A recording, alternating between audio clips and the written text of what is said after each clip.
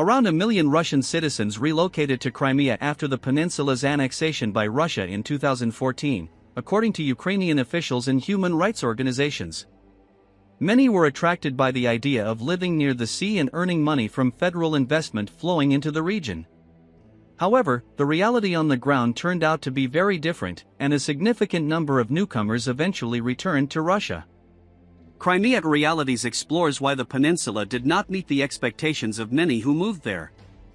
Following the annexation, Russians began arriving in Crimea in large numbers, mainly from the colder northern parts of Russia. Still, many Muscovites and residents of St. Petersburg also chose to resettle on the peninsula. Yet for many, life in Crimea proved more difficult than expected. A considerable number found themselves unable to adapt and ultimately left. Those who departed frequently cited high real estate prices, insufficiently developed infrastructure, low wages, and a climate that did not suit everyone. Others complained about what they described as a distinct Crimean mentality, which made integration challenging.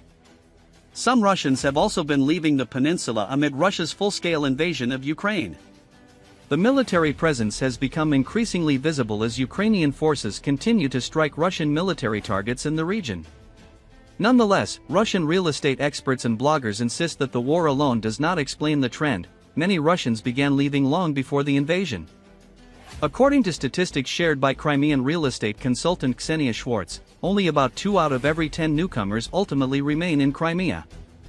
Schwartz, originally from Perm, Russia, moved to Sevastopol after 2014 and believes she has successfully established herself there. But she acknowledges that most other newcomers eventually head back to Russia, and not always to their original hometowns. According to her, many Russians arrive with unrealistic expectations. People simply don't fully understand their own capabilities. When Crimea suddenly became accessible, many sold their homes, brought their families, and moved here thinking they would be welcomed and that they would immediately find a comfortable, balanced life. They imagined a nice climate, a pleasant lifestyle, and plenty of job opportunities. That's the mindset they arrive with, she writes on her blog. However, the reality often proves harsher. Schwartz explains that settling in Sevastopol, the city that experienced the biggest wave of newcomers, is particularly difficult. Russian authorities once described it as the leader in population growth among nearby regions. The first 6 months feel euphoric. Then the excitement fades, and people start seeing the city without illusions.